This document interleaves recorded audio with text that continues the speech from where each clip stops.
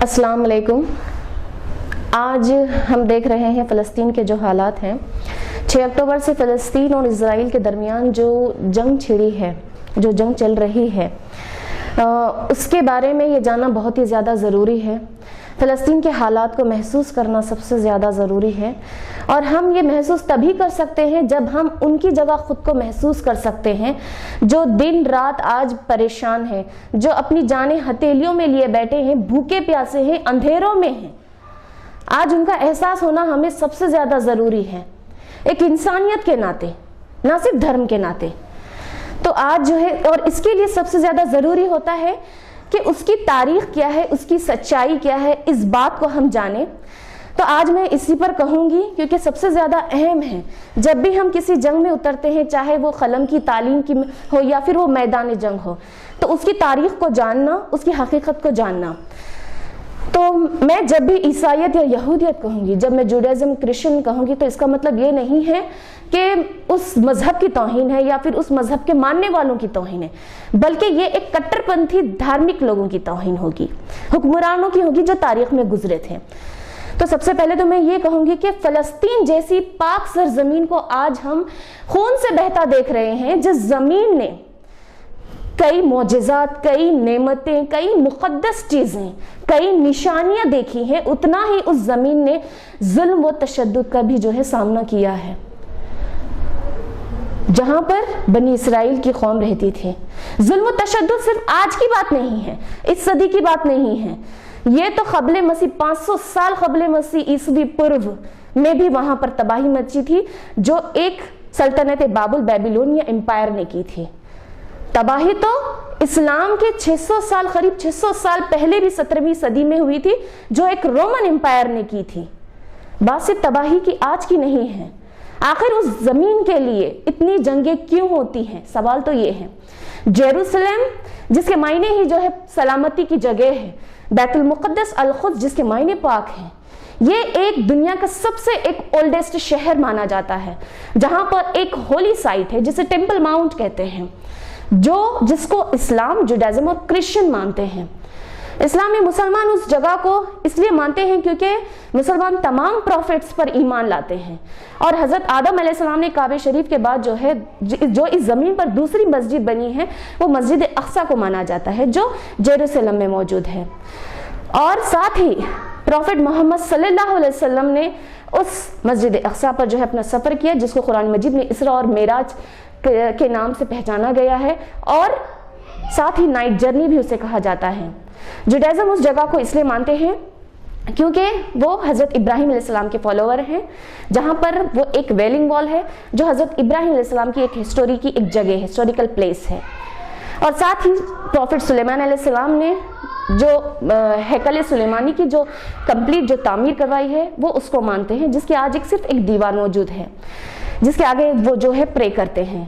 اور کرسچن کا تعلق اس ہولی سائٹ سے اس لیے ہے کیونکہ ان کے جیسس حضرت عیسیٰ علیہ السلام کی پیدائش وہیں پر ہوئی، اور وہیں پر جو ہے جوڈائزم نے، جیوز نے جو ہے انہیں وہاں پر مصلوب کیا، صلیب پر چڑھایا، مگر حقیقت میں وہ زندہ اٹھا لیے گئے۔ اور 4ویں صدی میں وہاں پر جو ہے، اسی جگہ پر جو ہے ایک چرچ کی تعمیر کی گئی، جسے چرچ آف دی ہولی سیپلکل کہا جاتا ہے۔ تو اس طرح جو ہے ان 3 مذاہب جو ہے اس جگہ کو مانتے ہیں جو ان کے لیے سب سے زیادہ مقدس ہے۔ مگر سوال دوسرا یہ ہے کہ یہودی ہمیشہ ظلم کا شکار کیوں رہے، وہ مظلوم کیوں رہے، وہ 2500 سال سے جو ہے در بدر کیوں پھرتے رہے؟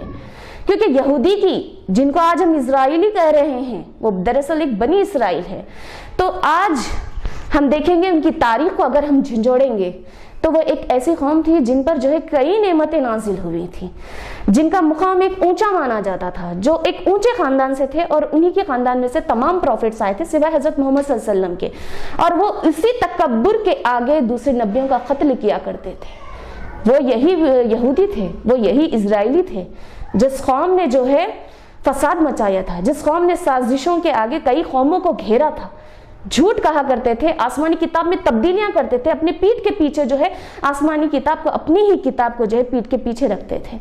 ये ऐसी कौम थी, शायद इसी वजह से जो है उन्हें किसी ने तस्लीम नहीं किया, या फिर इसको जो है एक इस्लामी नज़र से अजाब कहें, जो 1948 तक वो दर बदर घूमते रहे।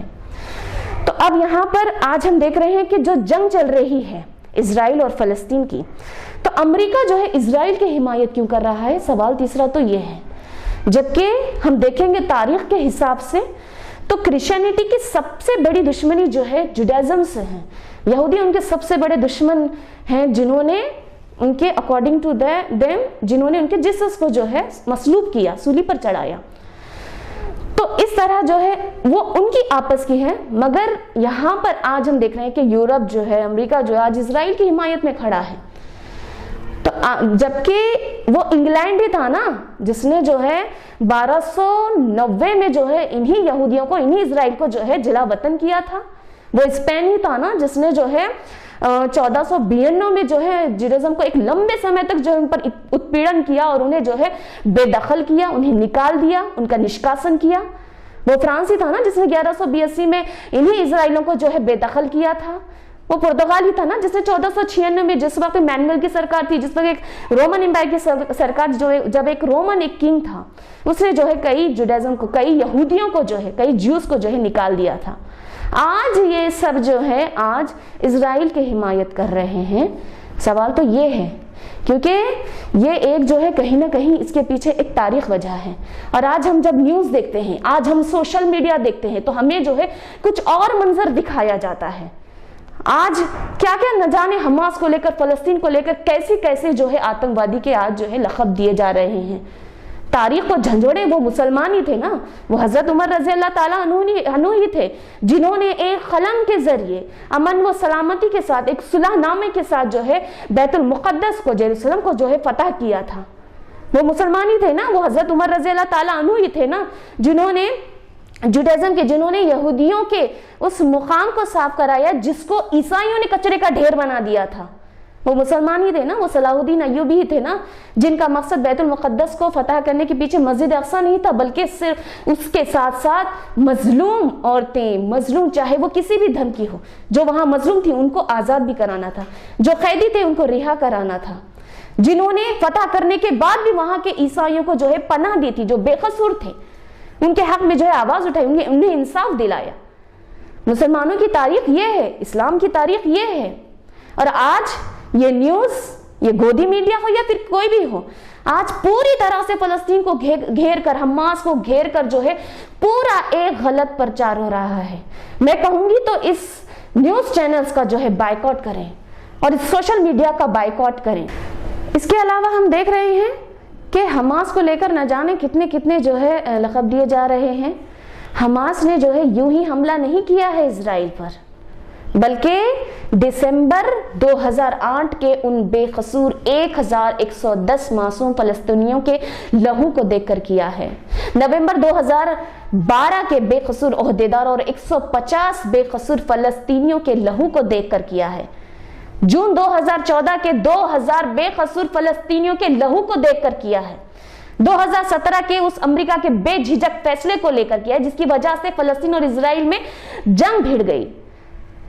मई 2021 में के उस हादसे को लेकर किया है जब मस्जिद अक़सा के अंदर इजरायली पुलिस ने छापेमारी की थी।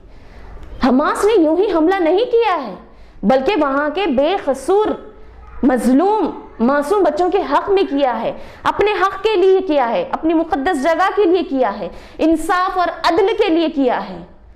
आज ये हकीकत नहीं बताई जाती है। कहां थे ये न्यूज़ चैनल्स जब फलस्तीन जो है लहू से बहता था, जब वहां के मासूम जो है कत्ल होते थे, किडनैप होते थे? कहां थे ये न्यूज़ चैनल्स? जब तो नहीं बचते थे। आज जब अब वो अपने हक के लिए जब वो कदम बढ़ाते हैं तो आज सब बजने लगते हैं आतंकवादी कहकर। जब एक कोई भी गैर मुस्लिम कौम हो, जब वो मुसलमान पर हमला करती है तो उसे छुपाया जाता है, मगर जब अब मुसलमान, जब मजलूम बेबस लाचार होकर जब कोई कदम बढ़ाता है तब उस पर जो है सब के सब उछल जाते हैं और उसे न जाने क्या क्या कहा जाता है। आज जो है इस हकीकत को जानना सबसे ज्यादा अहम है। आज हमारे लिए ये एक फर्ज है فلسطین کے لیے، صرف ہمارے لیے نہیں بلکہ ہر قوم نے فلسطین کے حق میں آواز اٹھائے، اس کی تاریخ کو پہچانے۔ آج وہاں کے معصوموں کے لیے ہمارے لیے جو ہے آواز اٹھانا سب سے زیادہ ضروری ہے، کیونکہ جہاد صرف میدان میں اترنے کا نام نہیں ہے، بلکہ جہاد زبان سے کرو، اپنی آواز سے کرو، کیونکہ جب ایک مظلوم کی آواز اٹھتی ہے تو ظالم بھی جو ہے بہرے گونگے ہو جاتے ہیں، جھک جاتے ہیں، ہار جاتے ہیں۔ تو اپنی آواز اٹھائیے۔ آج دنیا بھر میں ہر مسلمان یہ سوچ رہے ہیں کہ ہم فلسطین کے لیے کیا کریں، آخر ہم کیا کر سکتے ہیں۔ تو سب سے پہلے میں کہوں گی کہ اپنی قلم کو مضبوط کیجئے، کیونکہ قلم سے ہی کئی اسلام میں جو ہے جنگ امن و امان سے، حفاظت سے، صلح نامے سے جو ہے جنگ فتح ہوئی ہیں۔ تو سب سے پہلے جو ہے اپنی قلم کو مضبوط کریں، تاریخ اسلام کو جانیں، جھنجھوڑیں، جہاں بھی ہو تاریخ اسلام کا ذکر کریں، چاہے گروپ میں ہو، چاہے گھروں میں ہو، چاہے اسکولز میں ہو، جہاں کہیں ہو، آپ سڑکوں پر ہو، تو اس بات کا جو ہے ذکر کریں اور آنے والی نسلوں کو اس بات سے، ان تعلیمات سے آگاہ کرائیں اور تعلیم کے میدان میں مضبوطی سے کھڑے رہیں، اور جتنا ہو سکے آپ اپنی استطاعت کے لیے جتنا بھی آپ آواز اٹھا سکتے ہیں آواز اٹھائیے، کیونکہ ایک فلسطین کا ایک بروچ لگا دینے سے یا پھر نعرے تکبیر لگانے سے جو ہے یہ کوئی جہاد نہیں ہے، بلکہ صبر و تحمل کا نام جہاد ہے، تعلیم کا نام، علم کا نام جہاد ہے، قلم کا نام جہاد ہے۔ آج جو ہے ہمیں اپنی آواز کو اٹھانا ہے، اپنی قلم کو اٹھانا ہے اور انصاف کی پکار کرنا ہے، اور ساتھ ہی جو ہے ہم جو ہے دعا کر سکتے ہیں، کیونکہ دعا میں سب سے بڑی طاقت ہے، کیونکہ آج سب سے زیادہ جو ہے ہمیں دعا کرنا ہے۔ آج ہمارے فلسطین کے لیے جو ہے آج دعاؤں کی سب سے زیادہ سخت ضرورت ہے۔ تو میں سبھی کو یہی کہوں گی کہ جو ہے سب سے پہلے تاریخ اسلام کو دیکھیں، اس پر جو ہے غور و فکر کریں اور دعا کریں۔ نیوز دیکھنے کے لیے ہمارے چینل کو لائک اور سبسکرائب کیجیے۔ ہم سے سمپرک کرنے کے لیے 9049032007 پر کال یا واٹس ایپ کر سکتے ہیں۔